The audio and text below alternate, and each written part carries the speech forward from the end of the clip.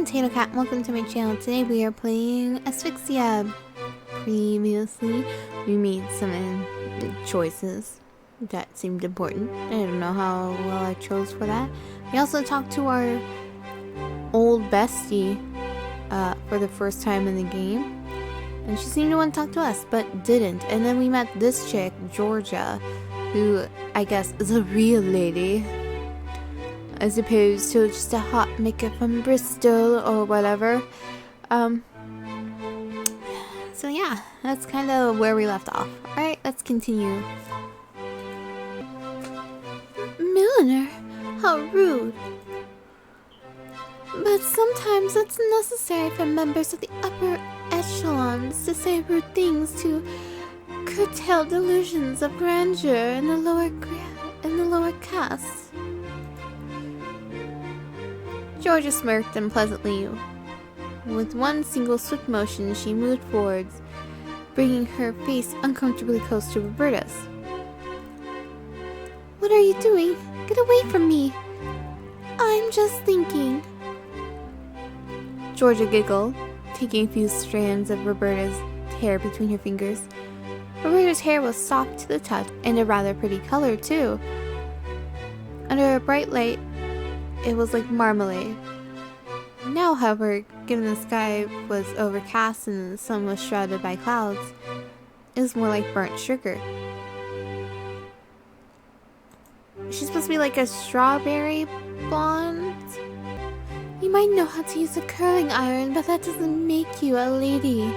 You have a pretty face too, I'll grant you, but it won't last. My title, however, is something I can never lose. I'm always going to be superior to you, no matter how long you spend fussing over your appearance each morning. So I would think a little bit more seriously about how you address me in the future if I were you. Giggling obnoxiously, Georgia relinquished her grip on Roberta's hair and stepped back. Blushing intensely, Roberta glowered and said, It was what? Exciting? Thrilling? Did it make your heart skip a beat? Of course not. You're taking things too far this time, Byron. I'm aware of that, yes. That's simply what I do. The real question is, how are you going to respond?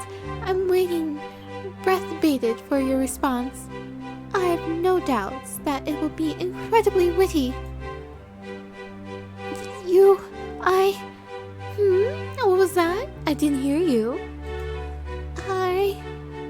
Surely you aren't going to let me get away with my rudeness. You have to say something. If you don't, it will only confirm my saddest suspicion that you really are an insipid bore with no capacity for imagination. Right, that does it. Is she gonna slap her? Slap her, slap her. Cat fight, cat fight. Roberta, stop! Curse you, Samantha. Grrr. If Roberta really did hit Georgia, any hope of forming some kind of peace treaty, no matter how tentative, would be destroyed in seconds. Don't listen to her, Bobby. It's not worth it. She wants to get a rise out of you. Are you saying I want to be punched? You think I'm a masochist like you? Maybe you are. I just dislike confrontations, that's all. Particularly pointless ones like this. We won't be getting anything done this way, and I don't want to watch you two abuse one another. Samantha had to think very carefully, wording her sentences with precision. Georgia was the kind of person to pick up on the smallest openings in conversation, then exploit and open them up for her own amusement.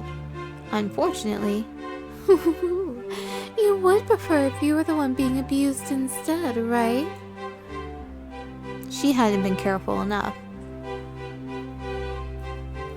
Isn't that why you've been chasing after Lillian for so long, though she no longer wants anything to do with you? Man, George's a bitch. We should smote her with smoty powers. Samantha winced Lillian was a painful subject matter, and having it exploited like this stung. I don't know why you like Lillian so much myself. I've always thought of her exceedingly pompous and self-serving. She irritates me. Are you sure you weren't looking in the mirror when you were thinking this? That's not a surprise. Everybody irritates you. Then perhaps, though it pains me to admit it, we have a few things in common after all. Sam, on the other hand... You can't help yourself, can you? Lillian could break all your fingers and you would still thank her for the privilege. If that isn't pathetic, I don't know what is. The insults leveled at herself didn't hurt Samantha. She often thought far crueler things about herself after all. But those directed at Lillian did. She could not simply stand there while Georgia insulted Lillian, could she? Nope, let's defend her. Yeah, let's speak up for Lillian. I don't know what happened between us and Lillian, but you know, we're ride or die, I guess? I don't know. Samantha grit her teeth together. Her shoulders were trembling. That's irrelevant. Don't insult Lily like that. Samantha wished she had something more cutting to say, but she didn't. Though Samantha was fairly good with words, they had a habit of leaving her when she needed them the most. Georgia, who always seemed in control of herself, and of her language, and of other people too, only smirked. You're still trying to defend her? No, she isn't around to appreciate it. How very admirable of you. Maybe I'll tell Lily about your dog-like devotion, and she'll pat your head for your troubles. Although, given she no longer wishes to speak to you, that seems fairly unlikely, doesn't it? Georgia snorted. How does it feel to be so besotted with an ice princess so in love with her own genius? She would sooner wax poetical over her own reflection than comfort you. Samantha made to respond, though how exactly she wished to respond was a mystery even to her, and a soft voice soon spoke up. Now, let's all try to get along, shall we? The voice belonged to Persephone, known to all as Percy, Shelley, a gentle-looking girl who always bundled up in her oversized school sweater, even during the summer. Georgia shot Percy a backwards glance, her expression disdainful. Are you trying to tell me what to do, Percy? No. Percy's voice was quiet, but there was a certain kind of determination to it. She was one of the few people who was capable of scolding Georgia when she had gone too far. I'm just saying that Samantha has a valid point. We'll get this task done more quickly if we cooperate. I think this is what school trips are all about. Miss Pope said as much herself. We came here to form bonds, forge new friendships, and work as a team. We should try to adhere to the ethos, no matter how at odds we might be with one another. You don't think Miss Pope really believes all that, do you? I suppose not, no. There's no reason why I can't believe in it. In theory, maybe, but theories never work out as neatly in real life as they do inside our heads.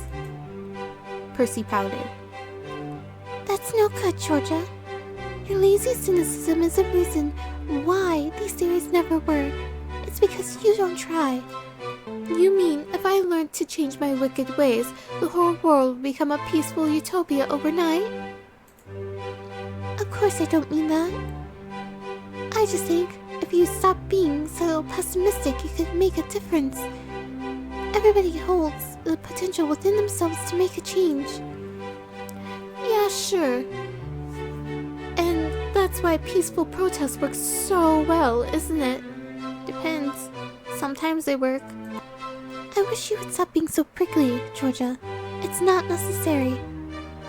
Yes, for a so-called lady, you aren't very good at remembering your manners. Oh, do be quiet, Bobby. Your voice grates on me.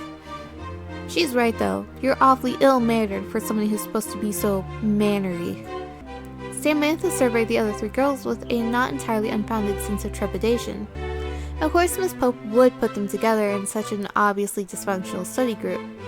Everybody knew how much Georgia and Roberta hated each other. Their intense animosity was a popular subject of gossip amongst the girls at St. Mary's, as the two competed over almost everything.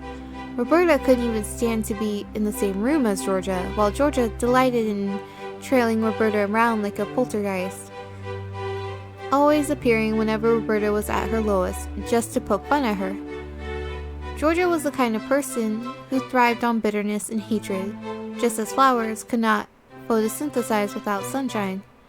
Unfortunately, because Samantha spent so much time in Roberta's company, Georgia's dislike of Roberta was often reflected upon Samantha too. Samantha sighed. Once she had entertained the notions that this field trip might have been enjoyable. Now these delusions have been thoroughly dashed.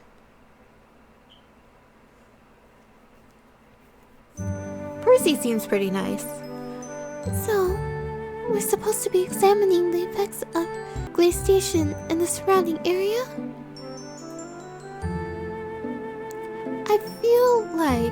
I feel like I'm turning into a glacier just standing here. I'm going to walk around a little to get the blood flowing in my veins. Oh, you're not a vampire. Why would you want that? I thought cold and ambiguously undead was part of your appeal. Oh, she thinks the same thing, I see. It is, but even I have limits. Being pale and interesting is an aesthetic choice, but catching pneumonia is another. Percy frowned. Percy frowned a lot, which was nothing short of a tragedy, given how sweet her face was. It must have been because she spent so much time in Georgia's company. Georgia was very good at corrupting sweet, innocent things. Not that Persephone was entirely innocent. Whenever she was brought onto the subject of police brutality, the meat industry, increased student loans, or the deplorable way the government kept cutting benefits for the disabled, she became so vehement she could stun even Georgia into silence. I don't think we should walk around too much. It sounds like a bad idea. Why? Where's your sense of adventure? Need I remind you, Georgia? We're on a school trip. There are certain guidelines that need to be followed. We can't go wandering off by ourselves. We might get separated from other groups, and I don't want us getting lost. You would say that, Bobby. You're such a killjoy. I'm not trying to be a killjoy. I'm just being sensible. So you say, but you really are the most joyless person I've ever met. You're even worse than that stuffy old Lillian. How dare you? Right, so... Percy's voice, gentle as always, interrupted Roberta's angry rebuttal before she had a chance to form, if fully. I think that's supposed to be it. The first activity we're meant to do is, Percy frowned, holding the sheet Miss Pope had handed to her close to her face. The wind was cold and it stung her fingers, blistering her knuckles until they turned pink. The worksheet flapped in the breeze as though desperate to escape from her grip. Samantha feared it would be whisked away, carried high overhead into the steely blue sky. If that happened, Miss Pope would undoubtedly find some way to blame her for it. It was inevitable. Miss Pope attributed almost everything that went wrong in class to Samantha. Whether it was the projector not working, photocopier refusing to print, or the fire alarm going off in the middle of the class. Samantha sometimes wondered whether she should feel flattered that Miss Pope considered her a talisman of misfortune.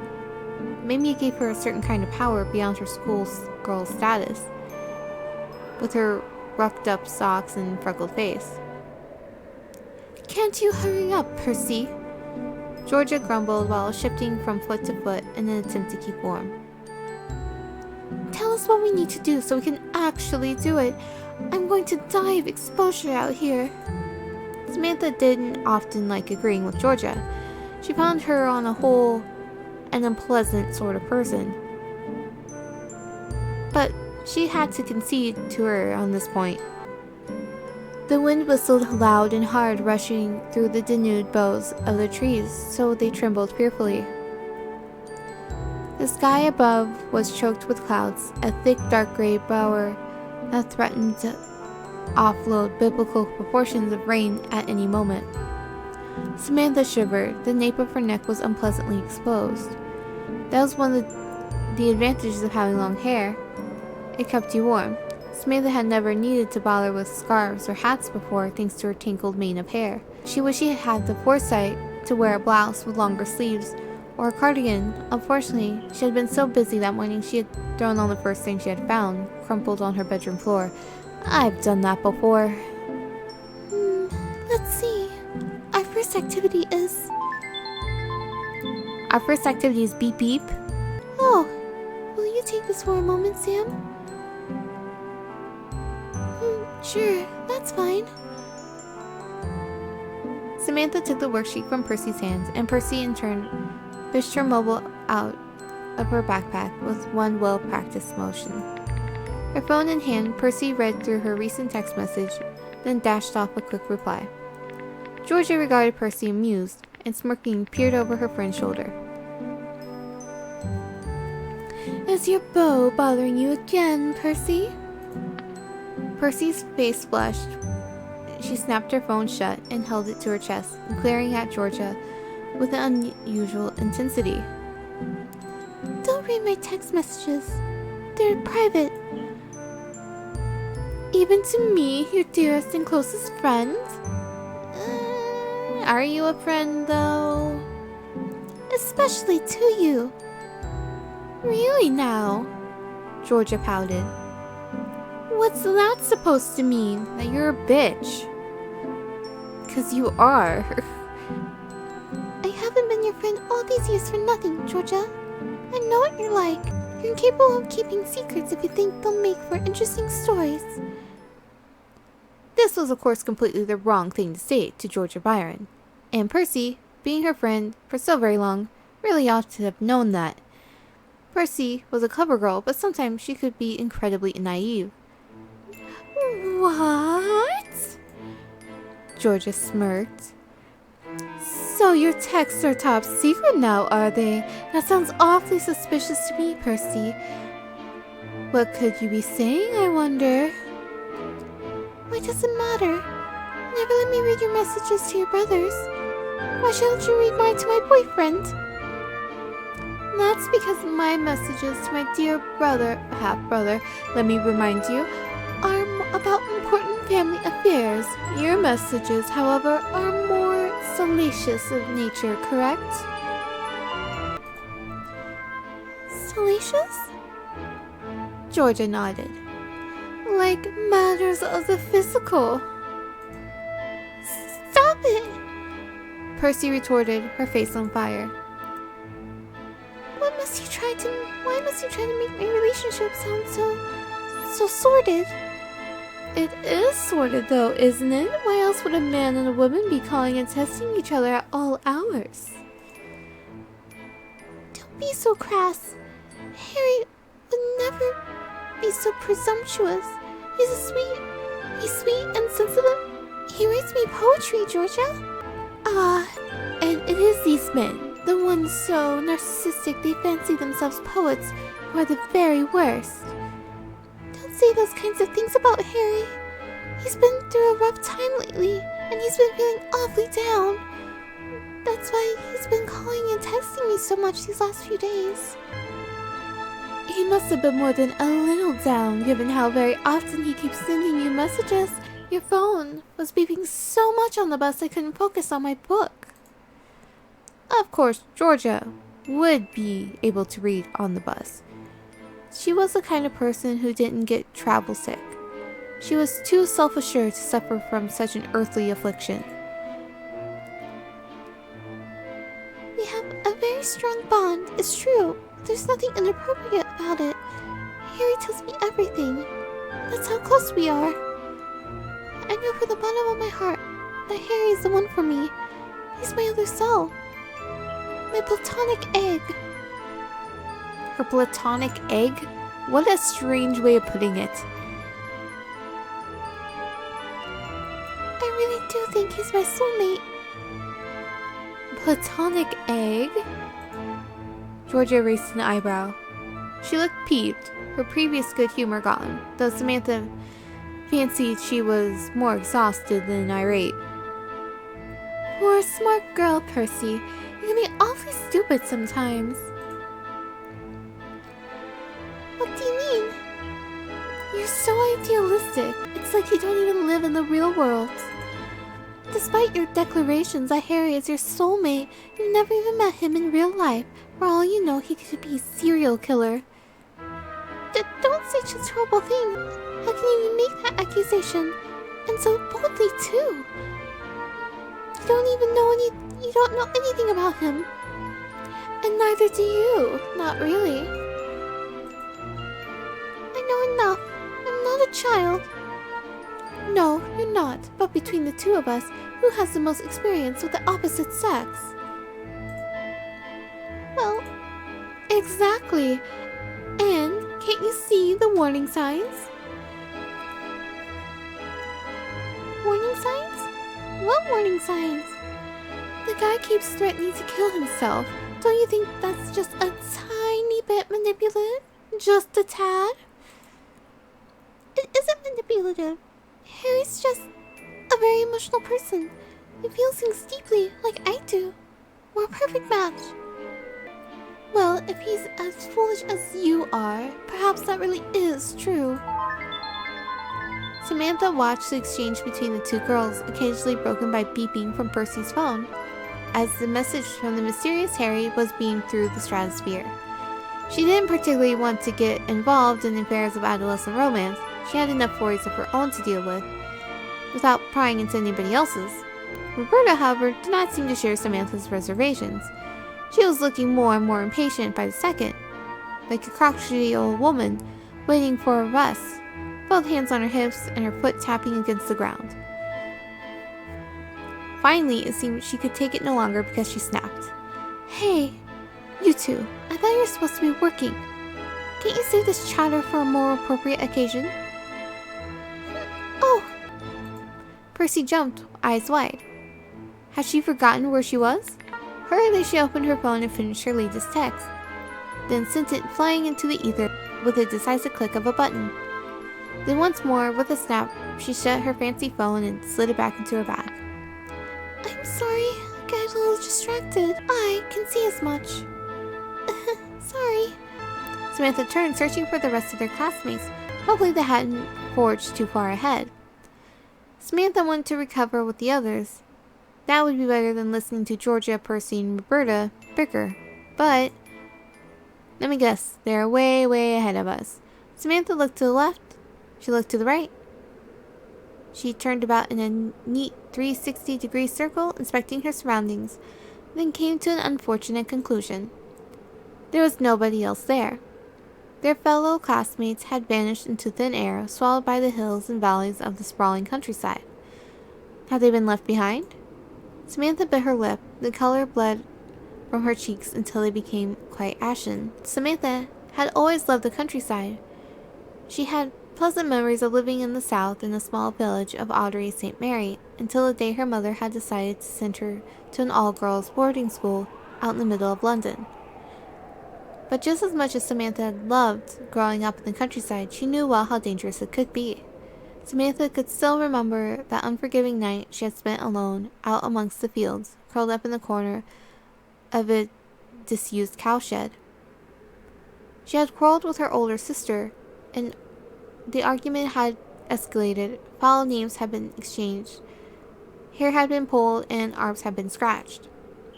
Fearful that her mother would punish her for her misconduct, Samantha had later fled.